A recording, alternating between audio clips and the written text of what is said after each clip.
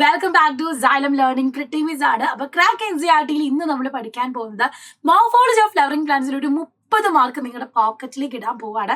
ഈ വീഡിയോ നിങ്ങൾ കംപ്ലീറ്റ് ആയിട്ട് കാണുക. ഏറ്റവും ഇമ്പോർട്ടൻറ്റ് ക്വസ്റ്റ്യൻ ആൻസേഴ്സ് ആണ് നമ്മളിവിടെ ഡിസ്കസ് ചെയ്യുന്നത്. വളരെയധികം ഇമ്പോർട്ടൻറ്റ്, കാരണം കോൺസെപ്റ്റ് പഠിക്കുക, അത് കഴിഞ്ഞിട്ട് ക്വസ്റ്റ്യൻസ് നല്ല രീതിയിൽ നിങ്ങൾ സോൾവ് ചെയ്ത് പഠിച്ചാലാണ് അതിൽ നിന്ന് എങ്ങനെ പാറ്റേൺ ക്വസ്റ്റ്യൻസ് വന്നാലും നിങ്ങൾക്ക് ആൻസർ ചെയ്യാൻ പറ്റുള്ളൂ. അപ്പോൾ ഫസ്റ്റ് ക്വസ്റ്റ്യൻ നമുക്ക് നോക്കാം. Choose the correct answer. Arrangement of veins and veinlets in leaf lamina. Leaf ലാമിനയിൽ വെയിൻസ് ആൻഡ് വെയിറ്റ്ലെറ്റ്സ് അറേഞ്ച് ചെയ്തിരിക്കുന്നത് എങ്ങനെയാണ്? ആ ഒരു അറേഞ്ച്മെന്റ് നമ്മൾ പറയുന്നത് വീനേഷൻ എന്നാണ്. Okay, venation. Observe the following diagrams A and B. Identify the placentation ആണ്. Placentation one of the most important repeated question ആണ്. A എന്ന് പറയുന്നത് ആക്സൈൽ പ്ലാസന്റേഷൻ ആണ്. B എന്ന് പറയുന്നത് പെരൈറ്റൽ പ്ലാസന്റേഷൻ ആണ്. പ്ലാസന്റേഷൻ കണ്ടാൽ തന്നെ ഐഡന്റിഫൈ ചെയ്യാൻ നിങ്ങൾ പഠിച്ചിരിക്കണം. Then write the name of yeast division in 1, 2 and 3. Identify yeast division of petals in pea flowers from the above 3 yeast division. ഒന്നാമത്തെ തന്നിട്ടുള്ളത് വാൽവേറ്റ് yeast division ആണ്. രണ്ടാമത്തേത് എന്ന് പറയുന്നത് ട്വിസ്റ്റഡ് yeast division ആണ്. ഓക്കെ, ട്വിസ്റ്റഡ് yeast division ആണ്. മൂന്നാമത്തേതിനെ നമ്മൾ വെക്സിലറി അല്ലെങ്കിൽ പാപ്പിലോണീഷ്യസ് yeast division എന്ന് പറയും. ഇവിടെ പി ഫ്ലവേഴ്സിൽ കാണുന്നത് വെക്സിലറി അല്ലെങ്കിൽ പാപ്പിലോണീഷ്യസ് yeast division ആണ്. അപ്പം yeast division നല്ല രീതിയിൽ ഐഡന്റിഫൈ ചെയ്യാൻ പഠിച്ചു വെക്കാം. Observe the figure and identify the type of inflorescence ആണ്. ഇവിടെ നമ്മൾ കാണുന്നത് ജാസ്മിനിലൊക്കെ കാണുന്ന സൈമോസ് ഇൻഫ്ലോറസൻസ് ആണ്. ഇവിടെ ബേസി പെറ്റൽ ആക്സഷൻ ആണ് നിങ്ങൾ കാണുക. ബേസി പെറ്റൽ ഓർഡറിലാണ് ഈ ഒരു ഡെവലപ്മെന്റ് പോകുന്നത്. By examining the 4 match pairs given below find the correct match pair from the alternatives given below. ഏതാണ് കറക്റ്റ് എന്നാണ്. പെഡങ്കൽ ഗ്രോസ് ഇൻഡെഫിനിറ്റ്ലി കറക്റ്റ് ആണ്. എപ്പിഗൈനസ് ഫ്ലവർ എന്ന് പറഞ്ഞാൽ ഓവർ സുപ്പീരിയർ ആണ്, അത് തെറ്റാണ്. Phyllotaxy arrangement of leaves on stem ശരിയാണ്. Coleoptile envelope covering the radicle എന്ന് പറയുന്നുണ്ട്, അത് തെറ്റാണ് അല്ലെ. അപ്പൊ ഇവിടെ കറക്റ്റ് ഓപ്ഷൻ 1 and 3 ആണ്. അപ്പൊ ഓപ്ഷൻ ഏതാ വരിക? സി ആണ് വരിക. അപ്പൊ നമുക്ക് അടുത്ത ക്വസ്റ്റ്യനിലേക്ക് പോകാം. What is venation? What are the different types of venation? അപ്പൊ വീനേഷൻ എന്താണെന്ന് നോക്കണം. വീനേഷന്റെ ടൈപ്പ് എന്താണെന്ന് നമ്മൾ നോക്കണം. അപ്പൊ വീനേഷൻ എന്ന് പറഞ്ഞാൽ നമുക്കറിയാം എന്ത്?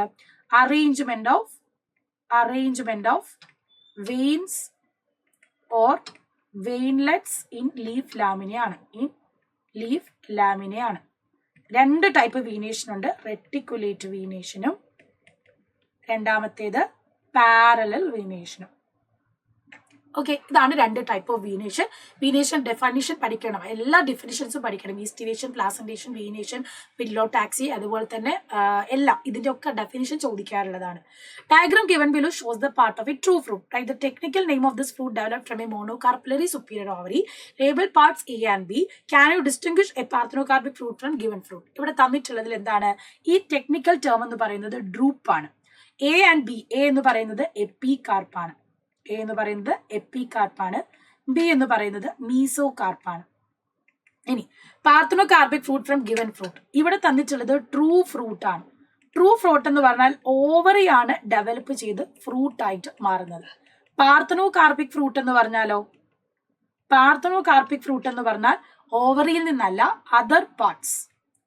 ഫ്രൂട്ട് അല്ലാതെ ഓവറി അല്ലാതെ ഏതൊരു പാർട്ടിൽ നിന്നുമാണ് ഫ്രൂട്ട് ഡെവലപ്പ് ആവുന്നത്. അതായത് ആപ്പിൾ, സ്ട്രോബെറി ഒക്കെ തലാമസിൽ നിന്നാണ് ഫ്രൂട്ട് ആയിട്ട് ഡെവലപ്പ് ചെയ്യുന്നത്. തലാമസ് ഡെവലപ്പ് ചെയ്താൽ ഫ്രൂട്ടായി മാറുന്നത്. അപ്പൊ അതിനെ നമ്മൾ പറയുന്നതാണ് എന്ത്? ഈ ഒരു പാർത്തനോകാർപ്പിക് ഫ്രൂട്ട് എന്ന് പറയുന്നത്. രണ്ടും തമ്മിലുള്ള ഡിഫറൻസസ് പഠിച്ചു വെക്കാം. ഇനി observe the figure A, B and C. Identify the position of ovary of each flower and name the flowers accordingly.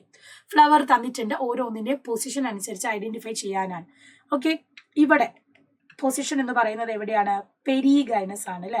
ഇത് പെരിഗൈനസ് ഫ്ലവർ ആണ്. ഓവറി ഹാഫ് ഇൻഫീരിയർ ആണ്.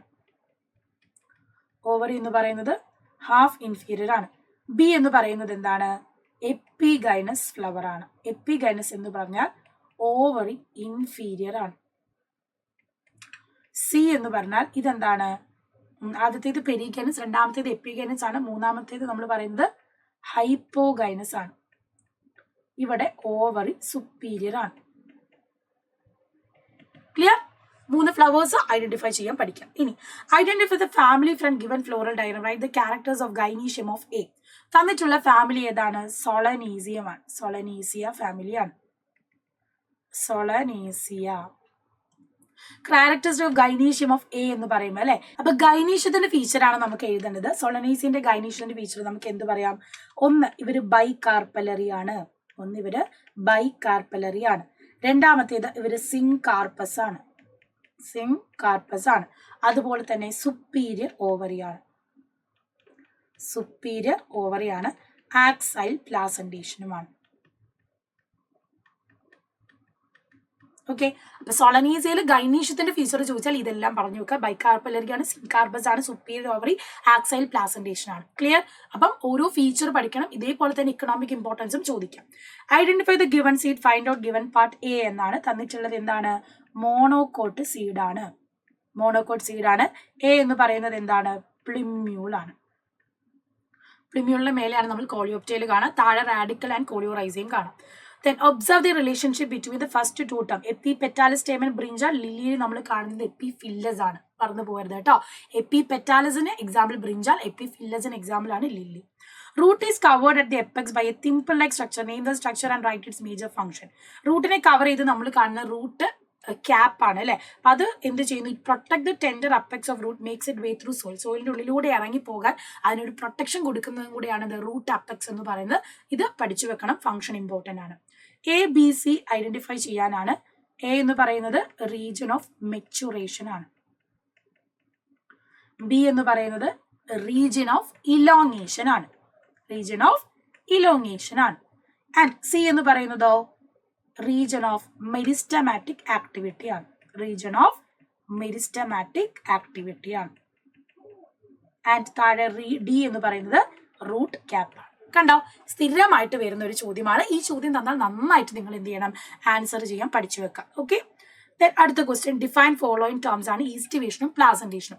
Mode of arrangement of sepals or petals in floral bud with respect to other members of the same whorl. അല്ലെ, എങ്ങനെയാണ് പെറ്റലും സെപ്പലും arrange ചെയ്തിരിക്കുന്നത്, ആ ഒരു അറേഞ്ച്മെന്റിനെ നമ്മൾ aestivation എന്ന് പറയുന്നു.